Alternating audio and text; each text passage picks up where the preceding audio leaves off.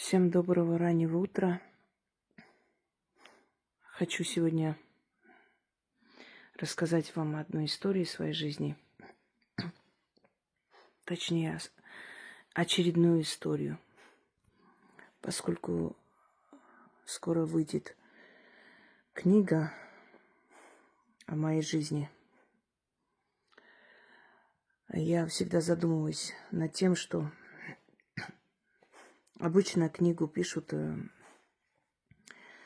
конце жизни, потому что, то есть все, что было, уже рассказывают люди, понимая, что они уже живут, доживают последние годы, и им нечего больше будет рассказывать. Но за мои 45 лет жизни столько всего было в моей жизни, что мне кажется, что мне можно даже вот эту часть рассказать, дальше и не надо. Хотя есть такие мысли, что потом, быть может, будет переиздано с продолжением. Потому что человек должен понимать, что было в начале. Сами понимаете, что автобиография, она не начинается с какой-то минуты. Это не история, которую можно разбить на несколько томов. Как бы там ни было, поскольку это все набирается, печатается текст, я решила чуть поторопить события и снимать время от времени о моей жизни. Хочу сказать женщинам, которые кто-то намеренно, кто-то по молодости, по глупости лезут в чужую семью. Девушки, ничего хорошего это не принесет. Я понимаю, что когда там есть любовь и счастье, ни один мужчина к вам не придет. Потому что он счастлив, зачем ему эти проблемы на стороне. Но даже если вы оправдываете это тем, что он сам так решил, но они там несчастливы, понимаю, и такие бывают моменты в жизни. Конечно, если человек несчастлив, он имеет право, в конце концов, жить человеческой жизнью, и мужчины, и женщины. Женщина тоже, когда несчастлива в браке, она имеет право уйти и начать новую жизнь. Просто разница в том, что женщина уходит с детьми. И вся тяжесть воспитания, обеспечивания детей, как правило, ложится на плечи женщин. И редкие мужчины помогают ей в этом. Редкие, чтобы они сами добровольно помогали, чтобы они понимали, что, став бывшим мужем, они не стали бывшими отцами. У нас, к сожалению, мало таких мужчин.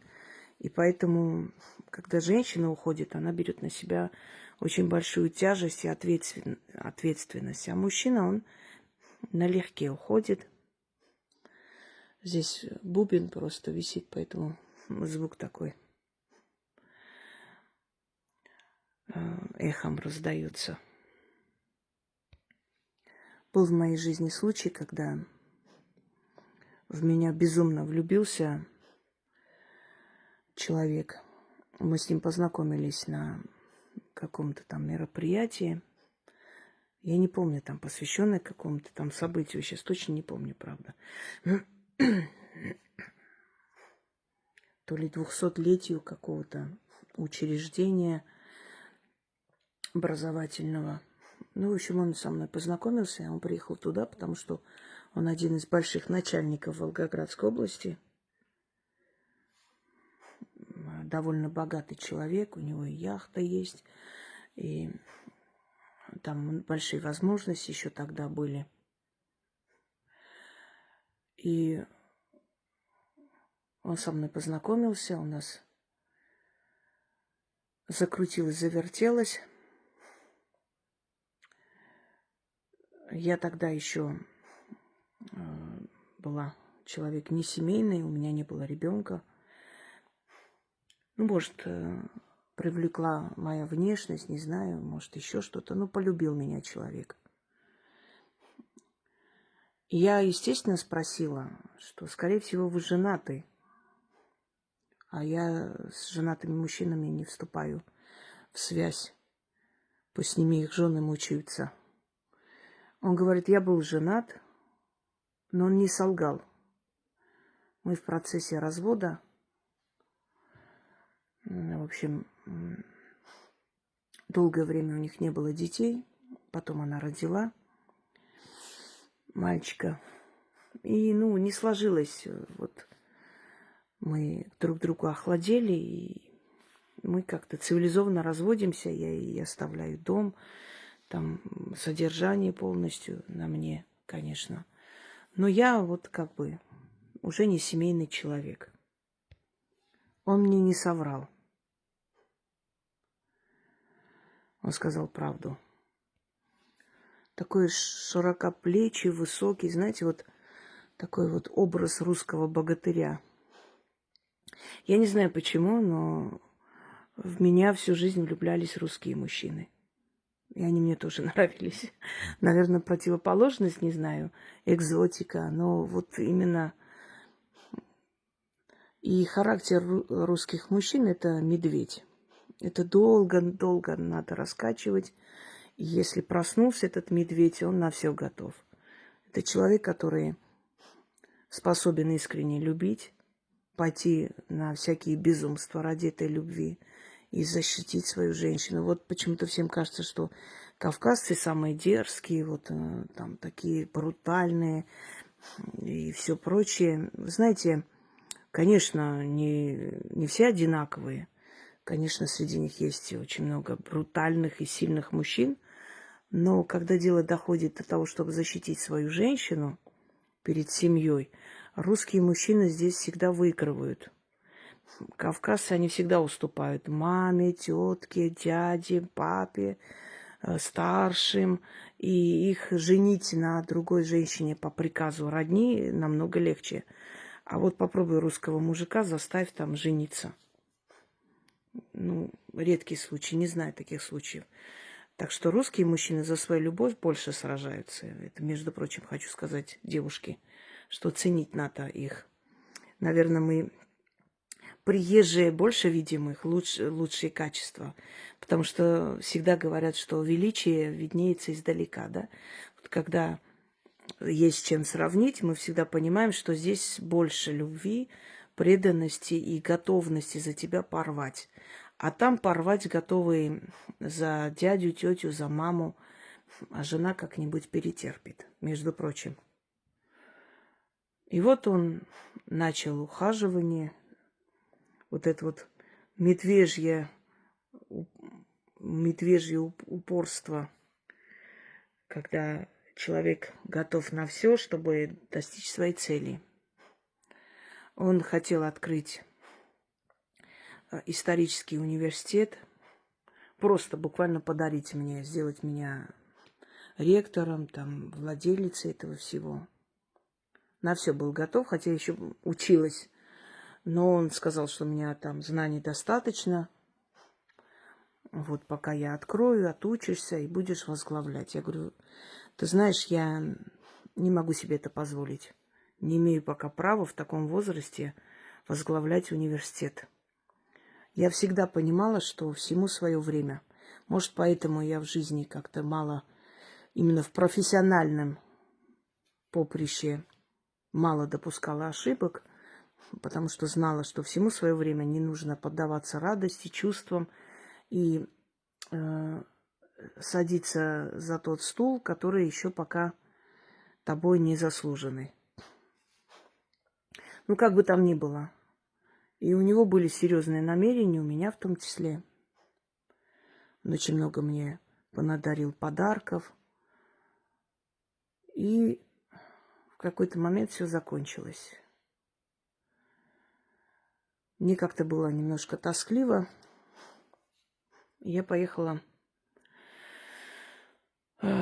набережная Комсомольская, это в Волгограде.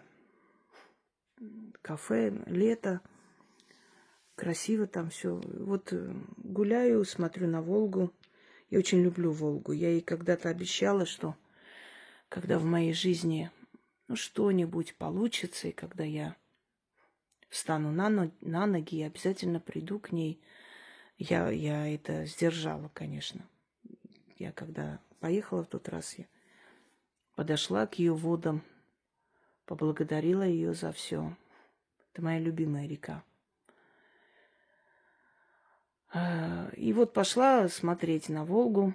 Она меня успокаивает и успокаивала. И слышу там детский смех. Значит, повернулась, и они меня не видят. Они разговаривают между собой. И вот они там по этим рядам идут, с кем-то разговаривают, взрослые там. Женщина уже, в принципе, в возрасте, наверное, ближе к 40. И он был старше меня намного. И, может, друг, родственник, не знаю. И мальчик. Мальчик, наверное, лет, 5, где-то вот так. Такой хорошенький, очень похожий на него. Веселый такой. Пап! Папочка, смотри, вот они там что-то играют, эти игральные автоматы. И он поворачивается, что-то говорит, улыбается. Пап, вот смотри, пап, помнишь, а мы вот с тобой вот это. Пап, смотри, вот это. И вот он все время папа, как будто там матери не было. И видно было, что, женщина, может быть, просто там так вела себя холодно, что у этого ребенка с отцом более близкие отношения, чем с матерью. И он хохочет, там заливается этим смехом, радостный такой, что-то рассказывает, кричит. Очень такой живой, очень веселый ребенок. И я поняла, что это, видимо, он просто решил прогуляться с сыном, вывести их куда-то. И вы знаете, у меня не было ревности или там злости, почему он с ними, а не со мной. Мне стало так больно.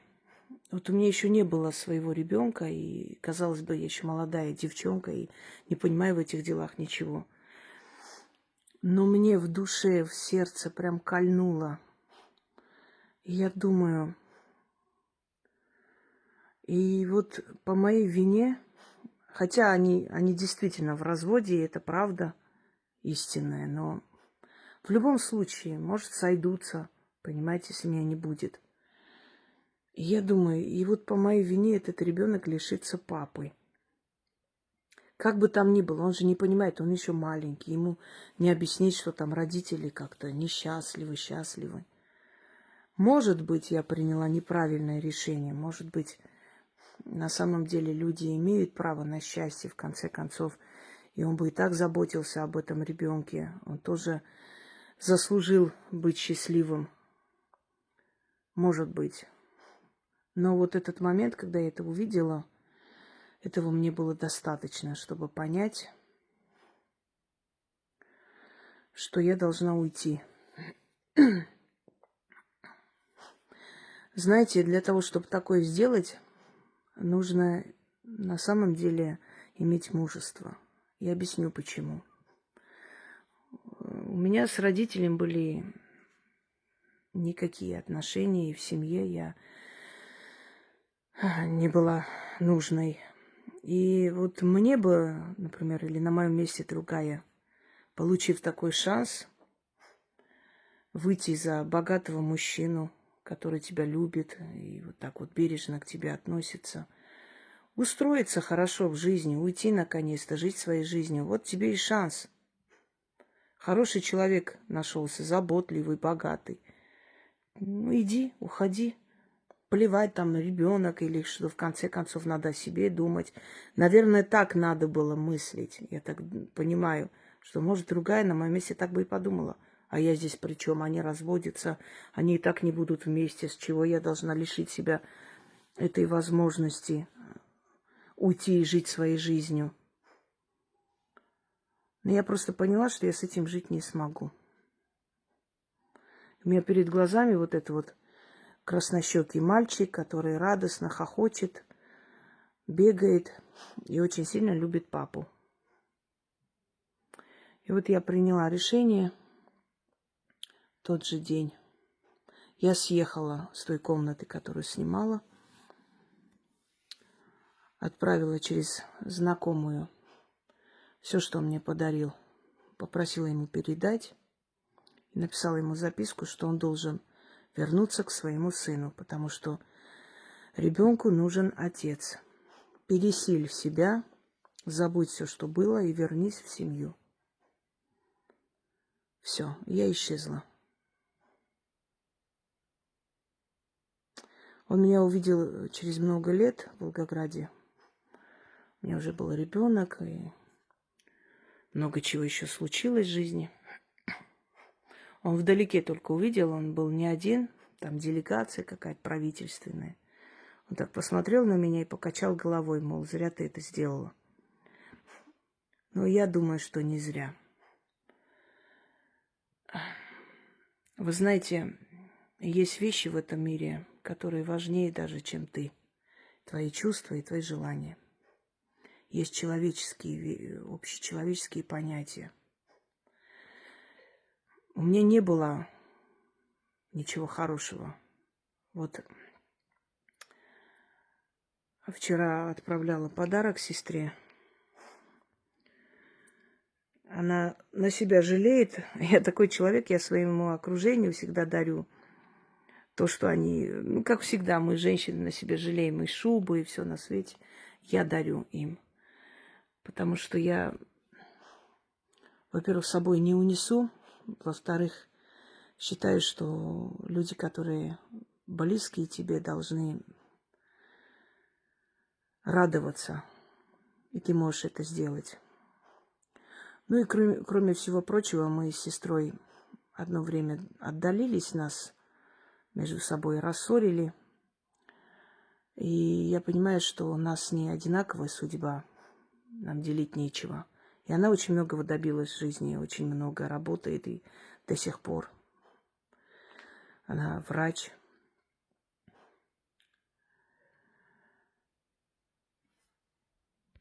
И вот разговорились, он мне... То есть, она мне отправляет там его фотографии отца, говорит, уже никакой вообще. Как же он расплачивается за все, что сделал. Я говорю, ну, им же всегда кажется, что мы всегда будем детьми, а они всегда будут взрослые и сильные. А все меняется. Я к тому, что вот любой человек на моем месте должен был убежать. Любая возможность, любой шанс, надо было убегать оттуда. Шанс мне дали. Но в то же самое время те мудрые, великие, древние силы, которые всю жизнь меня сопровождали, они показали мне эту сцену.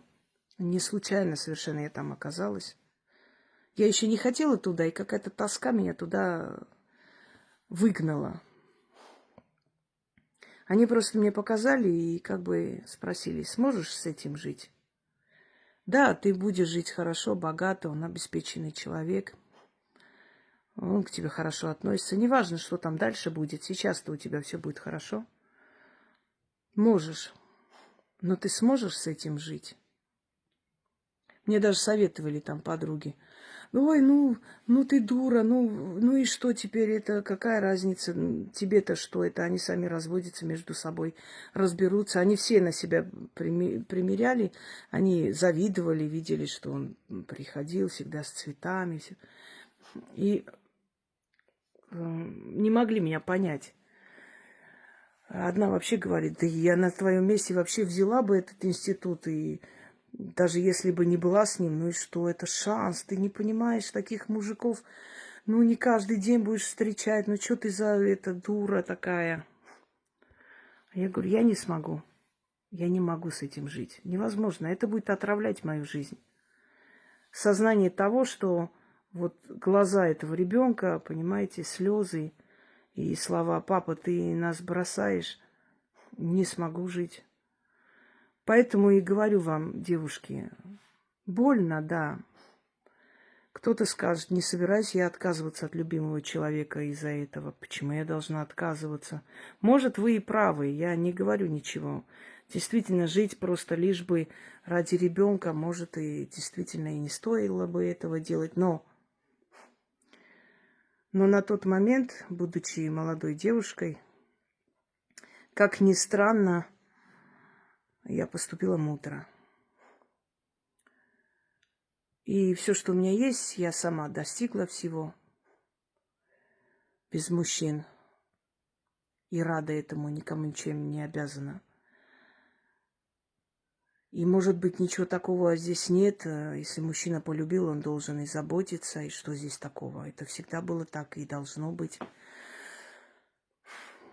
Может быть, и надо было думать о себе в тот момент, а не о чужих детях и прочее. Но если бы не увидела этого мальчика, может, было бы совсем по-другому. Но мне его показали. Я увидела, как этому ребенку нужен папа, как он его любит. Он все время ищет его одобрение. Минут 10-15 они так ходили там. Я смотрела. Вот кто знает Волгоград, и вот набережная, там внизу ресторан, и вот такие игральные автоматы были для детей. Сейчас, может, убрали, может, более современные поставили, не знаю. Летом их все это вытаскивали, все ходили, гуляли. Это вот такой бизнес-центр. Рядом рынок, Комсомольский, центральный рынок. Не знаю, рынок открытый или закрыли тоже. Одно время же рынки вроде запретили там все в этих закрытых местах. Вот в этом месте развлекательный детский центр, все. Я очень надеюсь, что у этого мальчика, он уже сейчас взрослый, старше моего сына наверняка, уже под 30 лет ему, что у него все хорошо. Да больше, чем 30. То, что случилось, ну да, больше, чем 30. А неважно. Вот такая история, друзья мои. Семья. Может быть, люди как-то охладили друг к другу, может быть, потом у них получилось что-то. Может, так и остались на уровне друзей. Может, он другую нашел и женился, и все-таки он ушел. Но в любом случае мне спокойно. Моя совесть чиста. Я эту семью не разрушила. Вот и все. А там дальше будь что будет. Больно. Очень тяжело. Депрессия. Тяжело было выходить из этого состояния. Но я поняла, что это решение правильное. И точка. Всем удачи.